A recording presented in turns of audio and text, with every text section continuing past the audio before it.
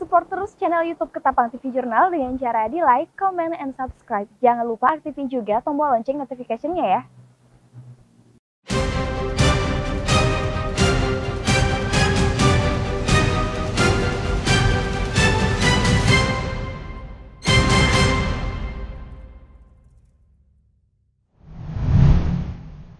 Danrem 121 Alam Bandawanawai memberikan antisipasi upaya pencegahan bencana banjir di Kalimantan Barat.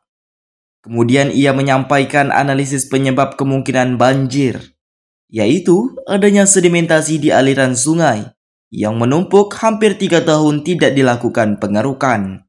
Kemudian penyebab yang lain, beliau menyampaikan banyaknya perusahaan sawit yang memiliki izin. Dan terkait penyebab serta solusi lainnya, beliau lebih lanjut menjelaskan. Bicara kemarin ada kunjungan Pak Gubernur hari Selasa di Sintang, saya menemani beliau meninjau lapangan yang dibangun oleh kita dan BKA, ada dapur lapangan jajaran dari Korem dan Kodim di Sintang. Beliau diskusi dengan kita semua waktu itu, bukan hanya ada saya, juga ada Pak Polres Sintang, ya, ada dari Sintang, ada dari BKA, ada Ibu Yosepa, Sekda, ada Pak Jarod, ada Pak Dadi, Bupati Melawi. Beliau pada saat itu baru mau berangkat ke Sibau dengan bantuan, menyalurkan bantuan dari Presiden untuk melalui Bupati kepada masyarakat. Kita menganalisis pertama penyebab dari banjir, yang kedua solusinya gimana. Ya, menurut beliau penyebab dari banjir ini adanya sedimentasi di aliran sungai yang menumpuk, yang sudah hampir 3 tahun tidak dikeruk. Jadi proses pengerukan alur sungai untuk mengalirkan air ini harus dilakukan terus-menerus, minimal 1 tahun sekali. Itu solusinya. Penyebab yang lain, beliau menceritakan banyaknya perusahaan sawit yang memiliki izin, ya, memiliki izin, tetapi tidak menanam sesuai dengan ketentuan. Dari 2,7 juta hektar sawit, perusahaan sawit untuk mengokupasi tanah dan hutan di wilayah Kalbar, hanya 1 juta. 1,7 juta hektar itu tidak ditanam, dan ada pohon-pohon yang berfungsi meresap air di atasnya dibabat, tetapi tidak ditanam oleh lahan sawit. Jadi mengambil keuntungan dari proses deforestasi di sana atau illegal logging dengan menggunakan kamuflase pembuatan lahan sawit. Nah, ini menjadi penyebab dari turunnya banjir tidak tertahan oleh catchment seperti yang disampaikan oleh Pak Jokowi di daerah hulu. Inilah yang harusnya dipikirkan, solusinya berangkat dari situ.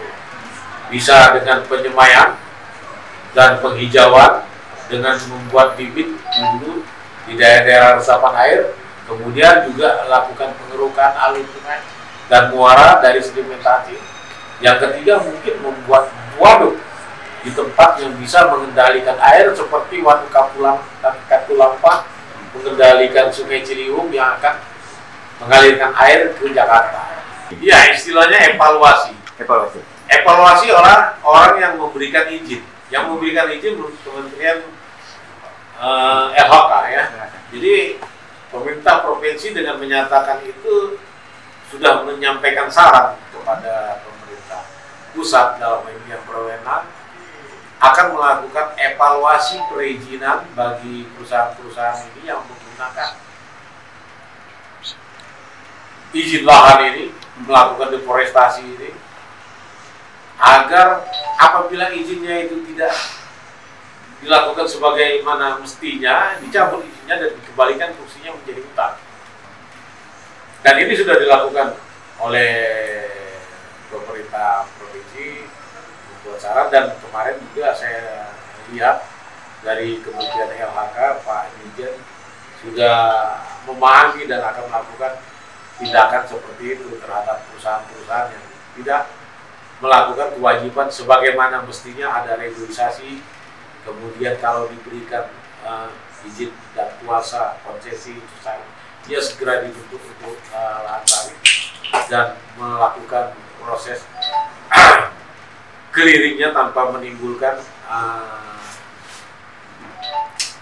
banjir atau meluapnya air sungai atau air hujan karena tidak ada catchment area daerah penyangga peresap air.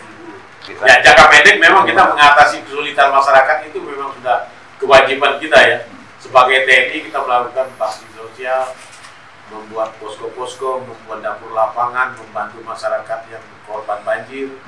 Ya, kemudian kemarin juga ada usul membuat geobag atau hidrobag, semacam bendungan. Kalau kita pelajari lebih dalam kan memang seperti negara Belanda itu kan di bawah permukaan air, tapi bisa tidak kebanjiran. Nah, mungkin seperti itu dibuat geobag atau hidrobag di sepanjang bantaran yang merupakan cekungan. Seperti Sintang ini kan melalui kotanya itu adalah cekungan. Otomatis kalau airnya meluap, kota akan terendam banjir melalui dan Sintang. Dan ini selama saya di sini sudah tahun lalu terjadi di Sintang, di Melawi yang paling besar, Sintang, tapi tidak separah ini. Ini yang paling parah karena dikombinasi dengan cuaca ekstrim, curah hujan yang tinggi, dan efek La Nina, yaitu anomali perubahan cuaca. Solusi yang harus dilakukan mengeruk sedimentasi daripada lumpur yang menjumbat di muara sungai maupun di badan sungai yang dia agak di hulu, sehingga air itu bisa mengalir ke laut. Di Ketapang juga terjadi banjir, termasuk salah satu walaupun tidak separuh terparah Sintang. Kita tahu dulu Ketapang ini kota delta, ada Kuala Pendek, Kuala Panjang. Dulu waktu kita masih kecil, Kuala Pendek masih bisa dilewati kapal yang membawa kita dari Pontianak, bawa karet, bawa kayu, bisa lewat karena belum tertimbun pasir di muaranya. Sekarang tidak bisa lewat, harus lewat Kuala Panjang.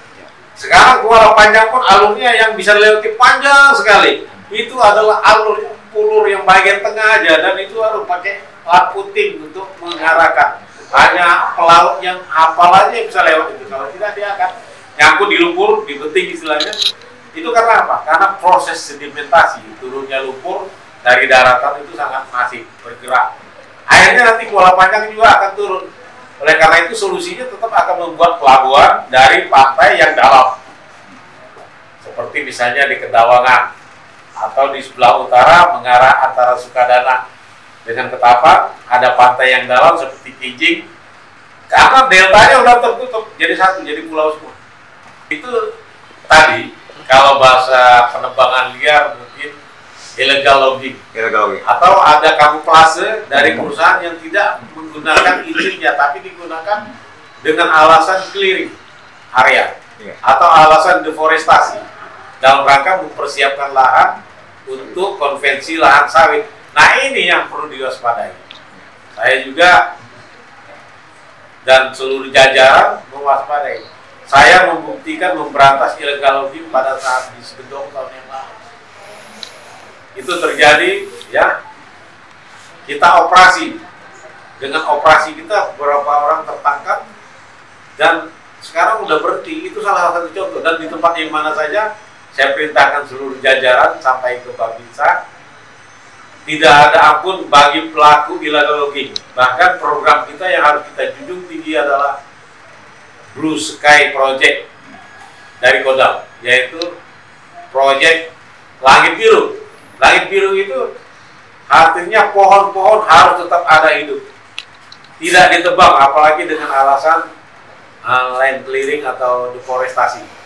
Itu tidak boleh sekali, karena kerusakan lingkungan Kalimantan ini sudah sangat parah. Bukan hanya untuk kita yang tinggal di sini. Saya dan anggota terkena banjir di Sintang, tidak bisa berkantor. Kantornya rusak, furniturnya rusak, kotoran menguap kemana-mana, banyak yang penyakit kulit, masyarakat kesusahan logistik dan lain sebagainya, itu kita alami. Kita yang merasakan semua, masyarakat Kalimantan Barat. Padahal Kalimantan Barat ini dan juga Kalimantan harusnya menjadi paru-paru dunia, harus dipelihara terus. Emisi karbonnya dengan penggundulan hutan itu atau deforestasi itu sangat tinggi.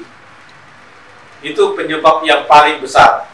Selain sedimentasi, kemudian anomali cuaca, itu faktor trigger yang menambah ruwetnya masalah timbulnya banjir.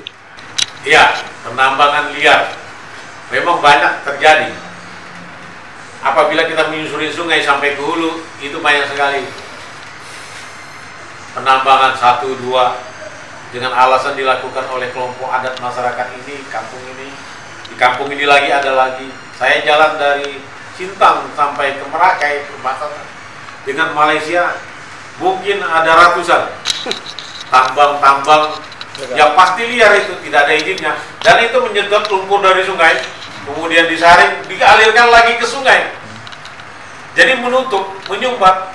Udah jelas ini akan terjadi proses yang tidak alamiah dan menyumbat aliran sungai. Jelas sangat berpengaruh, di samping dari deforestasi, ya, illegal logging, kemudian illegal mining, ditambah faktor trigger dari La Nina dan anomali cuaca yang diramalkan oleh Kepala BMKG, Pak Heru, akan terjadi sampai bulan Februari. Berarti ini walaupun sudah surut, suatu saat apabila turun hujan kembali, itu akan terjadi kembali banjir yang sama. Mengingat fenomena La Nina, anomali cuaca yang telah diperkirakan oleh BMKG hingga bulan Februari 2022. Kemungkinan jika banjir Kalbar sudah surut, suatu saat apabila turun hujan kembali, maka terjadi lagi banjir yang sama. Dari Kabupaten Ketapang, Iqbal Arianto Sigit mewartakan untuk Ketapang TV Jurnal.